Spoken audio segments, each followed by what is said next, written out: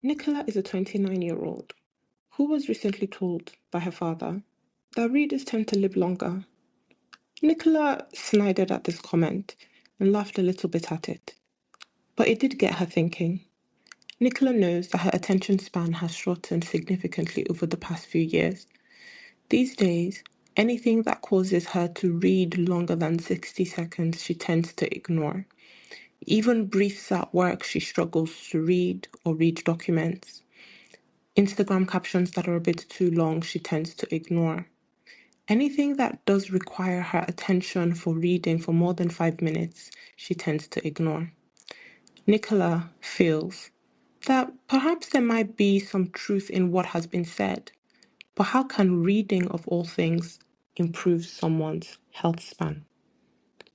Nicola does remember that when she was much younger, she did read a lot.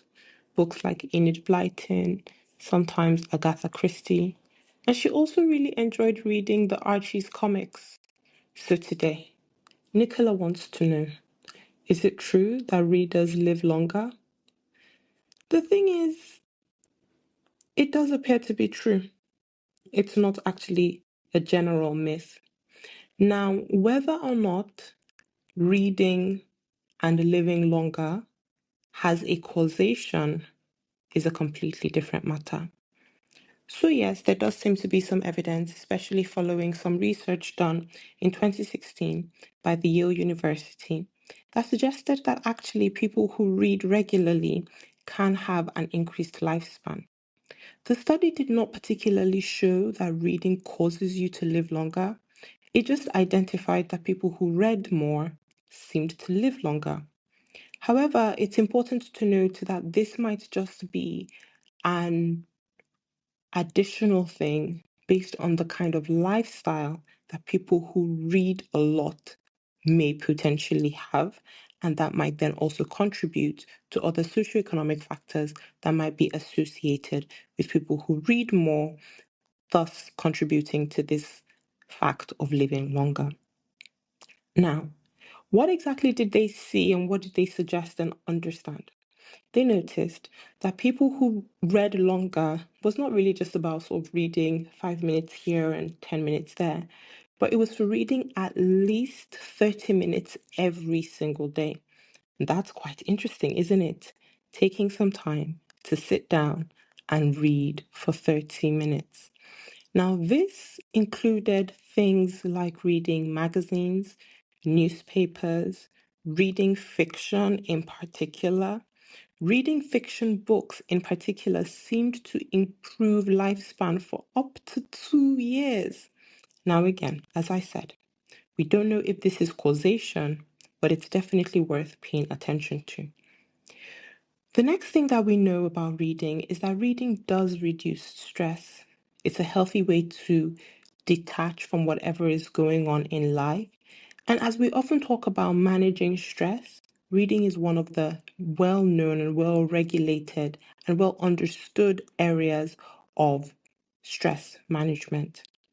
What we see is that reading is really good, as I mentioned, in terms of regulation of stress, in terms of the fact that it has an immediate impact on emotions, has a positive impact on memory, and also has an impact on mood almost instantaneously as well. And what reading then tends to do is that it also helps to improve a person's mindfulness, positive emotions, and it also creates more empathy for others. One study has shown that people who read more fiction tend to be more empathic to other people and also have to have reduced negative emotions after regular daily reading of fiction. Reading, in addition to helping with general stress and mindfulness, also is really helpful for people to relax at bedtime, thus improving their sleep quality and also improving the duration of how they sleep. Now, reading a book on paper is actually better than reading a book on the screen. This is something that is important to note because reading a book on a screen increases your exposure to blue light, and that can have a negative impact on your sleep, because it has interference with things like melatonin production, keeping you awake longer, reduces REM movement sleep, which we discussed when we had our conversation on sleep several episodes ago. What reading also does that we've noticed about, as I mentioned, in terms of making you empathic, is that it enhances your social skills. People who read often tend to have better social behaviors compared to non readers. It really helps with self confidence, assertiveness, improved communication as well. Now, when we talk about improved communication, something that we should also realize about reading is that it also slows down any potential or the increased risk that people can sometimes have with aging and the changes in cognitive abilities. What this means is that people who read regularly tend to have slower rates of loss of memory and slower rates of a reduction in their thinking ability. Now, as I said, this is not about causation, it's more about association.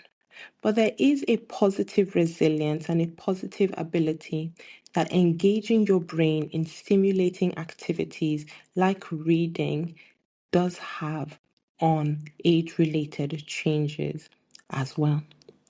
So, for someone like Nicola, who doesn't read much, who feels like her attention span is actually really short, what should she do?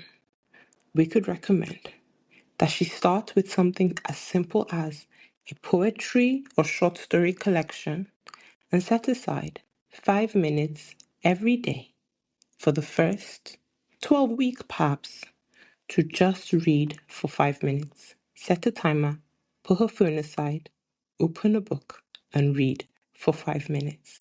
And as she starts doing that, she can then increase and build up her reserve from 5 minutes to 10 minutes to 15 minutes. And before she realizes it, she might be reading up to 20 to 30 pages every single day. Another thing that she might find really helpful, in addition to setting time aside and avoiding distractions from her phone and starting small, would also be joining a book club. Book clubs are an amazing way to encourage and motivate your interest in reading. It's also a great way to make friends, but also a great way to have conversations about the emotions and the experiences that different characters have had throughout their reading experiences. So that's what we have for Nicola today, a conversation on how and why reading is important and impactful for health. So the bottom line is yes, reading does have a positive impact on health and well-being. I'll be leaving you a book recommendation for today, Love's Labour by psychotherapist Stephen Gross. Bye for now.